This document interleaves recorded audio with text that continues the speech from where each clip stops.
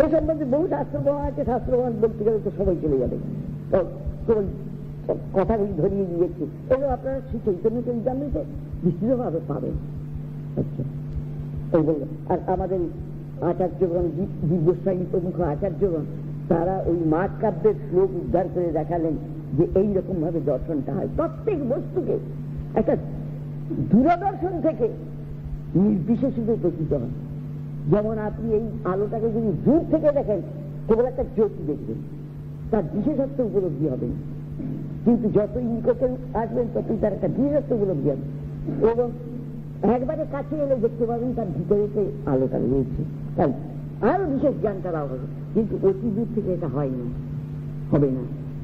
সেই মাঠ কাব্যের শ্লোক উদ্ধার করে আচার্যরা বুঝালেন যে কৃষ্ণ এক সময়েতে যখন যুধিষ্ঠির মহারাজ যজ্ঞ করবেন, রাষ্ট্রীয় যজ্ঞ করবেন, তো তিনি নিমন্ত্রণ করতে পাঠালেন নারদকে যে আপনি দ্বারকায় গিয়ে নিমন্ত্রণ করে আসবেন, তারা যেন আসেন। তো তিনি আকাশমার্গ দিয়ে যাচ্ছেন নারদ গোস্বামী। দ্বারকা পাশিয়া দেখলেন যে একটা জ্যোতিপুঞ্জ ছুটে আসছে দ্বারকা থেকে।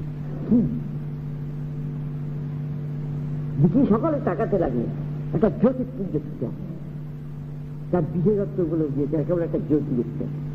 যত এগিয়ে গিয়ে এলো তখন বললো তার একটা আকার আছে, গোল একটা আকৃতি আছে, কিন্তু এটা পুরুষ আকৃতি কি স্ত্রী আকৃতি তখনও ধারণা হচ্ছে না। যখন আরো এগিয়ে এলো তখন বোঝা গেল যে একটা পুরুষ আকৃতি বলে মনে হচ্ছে। একবারে যখন এসে গেল কাছে তখন দেখা গেল যে নারদ এলেন, বিনা যন্ত্রে হরিগুলো গান করতে করতে এসে পৌঁছে গেলেন। কি জন্য এসছেন আপনি? নাচনীয় যন্ত্রের নিমন্ত্রণ করতে। এই বিশেষ জ্ঞানটা তো দূর থেকে তো হয়নি, দূর থেকে তার কেবল অঙ্গদৃষ্টিটা দেখা গেছিল। মায়ের পর থেকে তাকে দেখা গেল যে একটা পুরুষ আকৃতি, আর কাছে যখন এলো তার বিশেষ জ্ঞানটা হবে। পাহাড়কে দূর থেকে দেখুন ধোঁয়ার মতো বা মেঘের মতো আকাশে গায়ে লেগে আছে, দেখতে পাওয়া যাবে, কিন্তু যতই এগিয়ে যাবেন তার অবস্থা স্পষ্ট হবে। একবারে পাহাড়ের উপরে যখন উঠবেন তাতে আরো কিছু দেখবার অনেক কিছু আছে, তখন বিচিত্রতার জ্ঞানটা উপরে উঠলে দেখতে পারেন কত গাছ আছে, লতা আছে, তারপরে কত জীবজন্তু আছে, তার ভিতরে হয়তো হ্রদ আছে, প্রশ্রবণ আছে, কত কিছু জ্ঞানটা সেটাকে দূর থেকে আসে। তো সেই জ্ঞানীজন দূর থেকে কেবল জ্ঞানের দ্বারা একটা অস্পষ্ট ধারণা করে তারা বলেন যে সেটি একটা নির্বিশেষ নিরাকার জ্ঞান মনে হচ্ছে। এটাও ঠিক, দর্শনটা মিথ্যা নয়, কিন্তু এটা হলো অসম্ভব দর্শন, তত্ত্ববস্তুর অসম্ভব দর্শন। আবার যোগীগণ যে পরমাত্মা বলছেন, প্রত্যেক জীব হয়ে অবস্থান করছেন চতুর্ভুজ শঙ্কর অঙ্গুষ্ট মাত্র, এটাও মিথ্যা নয়, সত্য দর্শন, লীলা দর্শন করতে পারছেন না। সুতরাং এটা আংশিক দর্শন হয়ে গেল। আর যখন দেখা গেল যে তিনি জ্ঞানও বটেন, জ্ঞাতাও বটেন, এবং তার অনন্ত লীলা আছে, এই যখন এইটা হল সম্যক দর্শন, সেইটি শ্রীকৃষ্ণ ভগবত দর্শন। এইটি ভক্তির দ্বারা অন্য মার্গেতে হয় না। একাদশ স্কন্ধে শ্রীকৃষ্ণ বলেছেন ন সাধয়তি মাং যোগ ন সাংখ্যং ধর্ম উদ্যোগ ন স্বাধ্যায়স্তপস্যাগো যথা ভক্তির মমুজ্জিতা। উজ্জিতা প্রবলা ভক্তি আমাকে যেরকম ভাবে বশ করতে পারে, ন সাধয়তি মাং যোগ, সেই রকম যোগ পারে না। ন সাংখ্যং ধর্ম উদ্যোগ, যে উদ্যোগ সাংখ্য জ্ঞান, জ্ঞানশাস্ত্র জ্ঞান, সেরকম আমাকে দর্শন করতে পারে না। ন স্বাধ্যায় বেদপাঠ, ন তপ ত্যাগ ইত্যাদি আমাকে সেরকম ভাবে বশ করতে পারে না দর্শন। যথা ভক্তি মনে উজ্জিতা ভক্তি, প্রবলা ভক্তি যেমন আমাকে বলি। তো ভক্তি সম্বন্ধে কালকে আলোচনা হবে, বিশদ আলোচনা করা যাবে। তো সেই যে তত্ত্ব চৈতন্য মহাপ্রভু বললেন সর্বশক্তি রসাধীন, তিনি সর্বশক্তিমান, তিনি কেবল নিঃশক্তি ব্রহ্ম নয়, নিঃশক্তি ব্রহ্ম তাহা ছাড়াও রয়ে, তারই অঙ্গ প্রভাব হচ্ছে নিঃশক্তি ব্রহ্ম, তারই অংশ বিভূতি হচ্ছেন পরমাত্মা, তিনি হচ্ছেন সর্বশক্তিমান মূলে ভগবান। সর্বশক্তি রসাধীন, রসসমুদ্র, সেই রসসমুদ্র হচ্ছেন নন্দনন্দন কৃষ্ণচন্দ্র। সেই জন্য চৈতন্য মহাপ্রভু বলেছেন আরাধ্য ভগবান ব্রজেশ করে। ব্রজেন্দ্র নন্দনে যেরকম রসের সুপ্রকাশ হয়েছে, এইরকম অন্য কোন অবতারিতে হয়নি, বা বৈকুণ্ঠপতি নারায়ণেতে হয়নি, শাস্ত্রীতে বলছি হয়নি। একমাত্র ব্রজেন্দ্র নন্দন শ্রীকৃষ্ণচন্দ্রতে যেরকম রসের প্রকাশ, এরকম কোন অবতার বৈকুণ্ঠপতি নারায়ণের নেই। সর্বশক্তি রসাবলীন নন্দনন্দন চেষ্টা আমনায় প্রাহতত্ব হরিহ পরমং সর্বশক্তি রসাবলীন তদহিন্না সাংস্য জীবন হয়ে গেছে। আরগুলি ব্যাখ্যা এরা তো বিশেষভাবে করেছেন। তদহিন্নাং সাংস্য জীবান কবিদিকে বলিতান তদ্বিমুক্তাচ্য। তার এই ভেদাভেদ প্রকাশ হচ্ছে জীবগণ। শঙ্কর কেবল অভেদ দিকে নিয়েছেন, আবার মধ্যাচার্য বেশি ভেদের দিকে টেনেছেন। কেননা দুই রকমই তো ভেদ বাক্য রয়েছে কিনা। মধ্যাচার্য বেশি ভেদের দিকে দিয়েছেন, আবার শঙ্করাচার্য অভেদের দিকে বেরিয়েছেন। না বলে ভেদাভেদ প্রকাশ সকলমতি হরে, সবটি হচ্ছে ভগবানের ভেদাভেদ প্রকাশ। সব বাক্য উন্নীত নিতে হবে আমাদের বেদের, সব বাক্য নিয়ে সিদ্ধান্ত করতে হবে।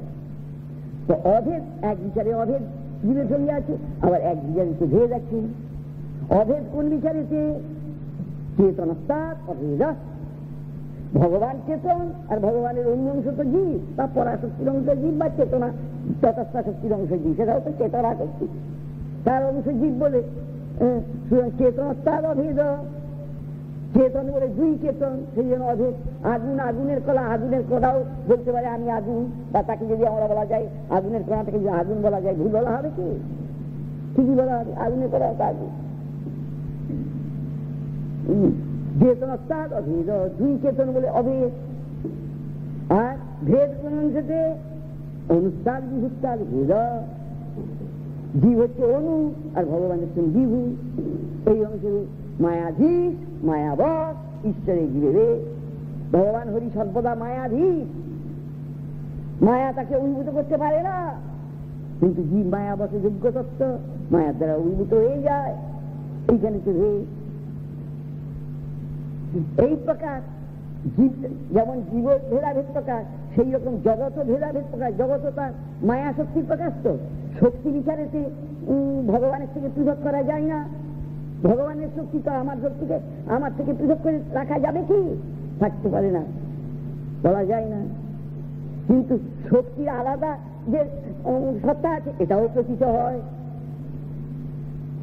সেটা কি করে প্রতীত হচ্ছে? জীবসাই সর্বসম্বাদ নিজে দিয়েছেন। এই আগুনের দৃষ্টান্ত, যে আগুন আগুনের দাহিকা শক্তি, আগুন আগুনের দাহিকা শক্তি পৃথক নয়, একটাই জিনিস একসঙ্গেই থাকে, কিন্তু শক্তির ভেদও প্রমাণিত হয়। কিরকম? আগুন আছে, তার দায়িকা শক্তি নেই। সেটা কোথায়? না মণিমন্ত্র ঔষধের দ্বারাই শক্তির ক্রিয়া স্তম্ভন হয়।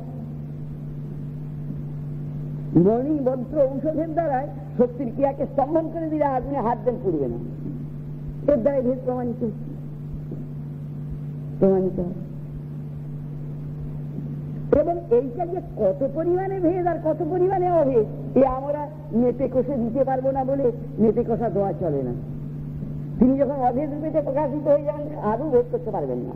আবার যখন ভেদ রূপেতে প্রকাশ করে দিবেন, তখন আরো অভেদ বলে জানতে পারবেন না। তো কতটা ভেদ কতটা অভেদ আমরা মেপে কষে একবারে সীমা নির্ধারণ করে দিব, তার এদিক ওদিক হবে না, তাহা চলবে না। এটা আমাদের জ্ঞান কল্পনা।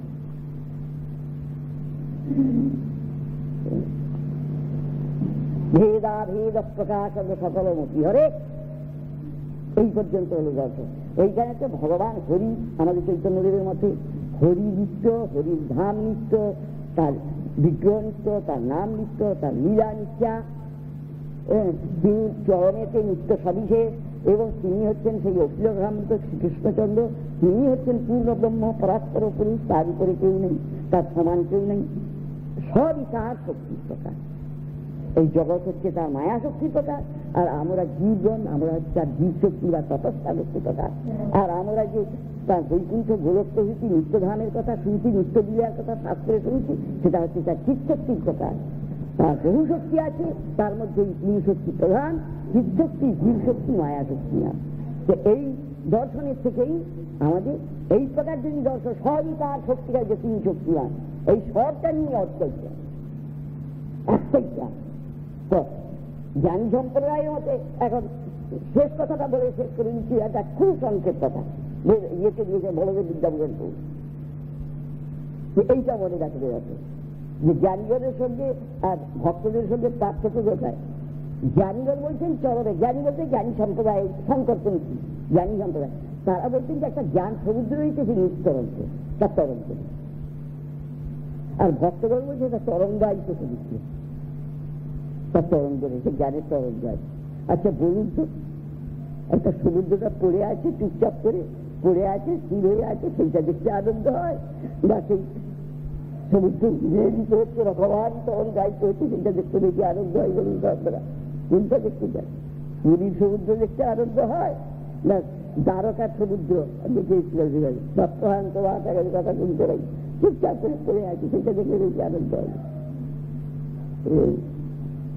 তরঙ্গায়িত সমুদ্র দেখতেই আনন্দ হচ্ছে। সেই জন্য ভক্তিবাদ দিয়ে যে ভগবানের সাক্ষাৎকার হয় তা দেখে যে আনন্দ হয়, হ্যাঁ, ব্রহ্মানন্দ তার কাছে খাতো দক্ষম। প্রহ্লাদ মহারাজ বলেছেন সাক্ষাৎ তরণাহ্লাদ বিশুদ্ধাব্দি শ্রীকৃষ্ণে সুখানি ঘোষ প্রদায়ন্তী ব্রাহ্মণ্যতি জগৎগুরু। সেই জগৎগুরু ভগবান আপনার দর্শন জনিত যে আনন্দ সমুদ্রে আমি অবগাহন করছি, তৎসাক্ষাৎ তরণাহ্লাদ, হে ভগবান আপনার দর্শন জনিত যে আনন্দ সমুদ্রে আমি অবগাহন করছি, সুখানি ঘোষ প্রদায়ন্তে ব্রাহ্মণ্যতি জগৎগুরু, সেই সুখের কাছে ব্রহ্মানন্দ খাতদক সদৃশ আমার মনে হইল। খাতদক সমুদ্রের কাছে খাতদক, খাতের যে জল অতি সামান্য, সেই রকম বোঝা যায়। সেই জন্য দেখা যায় অদ্বৈতবাদী, মস্ত বড় অদ্বৈতবাদী ছিলেন কে? বিল্বমঙ্গল। আগে তো মস্ত বড় অদ্বৈতবাদী ছিলেন। এইরকম বহু আছে, সুখ সনন্দন, এরাও আগে অদ্বৈতবাদী ছিলেন, কিন্তু পরে ভক্ত হয়ে গেলেন, ভগবানের লীলা দর্শন করে আকৃষ্ট হয়ে গেলেন ভক্ত। কিন্তু লীলা দর্শন করে আর শেষে ব্রহ্মজ্ঞান এসে গিয়েছেন, এইরকম দৃষ্টান্ত পাবেন না, শাস্ত্রে পাবেন না, পাওয়া যায় না।